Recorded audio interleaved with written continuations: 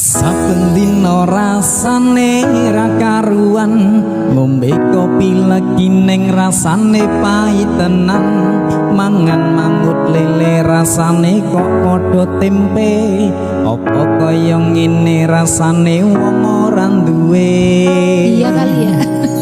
Cintaku mbok ya sampun lenesu, nesu kabeh iso rasa kudu nganggo medudu. Emanan paras ayu mundak beda karo atimu, rungokno tembangan manisku.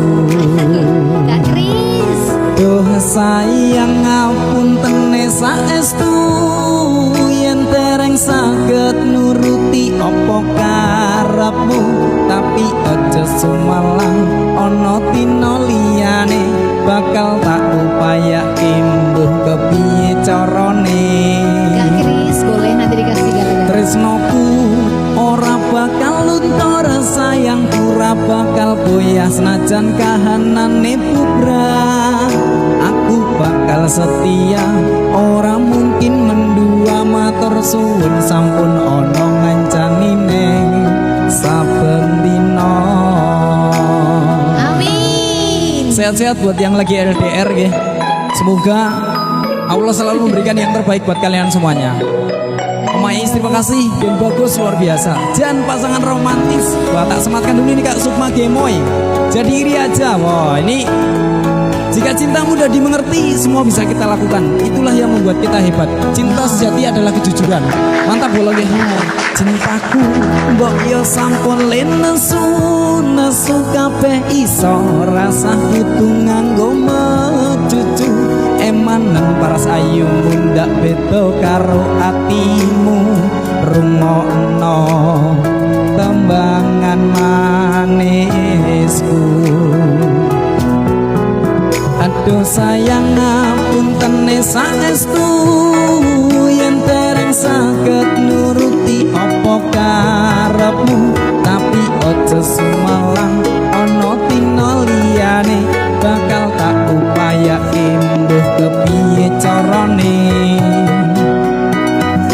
Tresnoku ora bakal luntur, sayangku ora bakal goyah senajan kahanane bubrah. Aku bakal setia, ora mungkin mendua, matur suwun sampun ana ngancani neng saben dina. Monggo sareng-sareng nggih.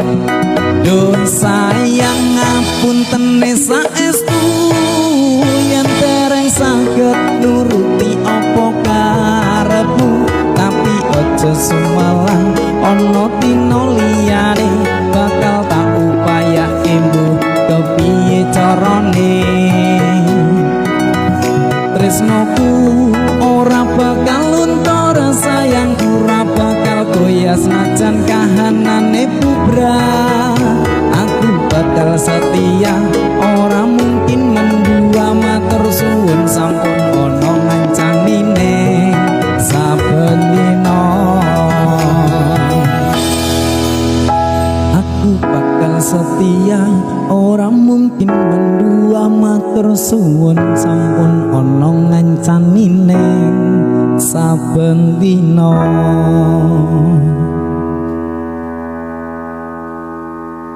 Terima kasih ya teman-temannya.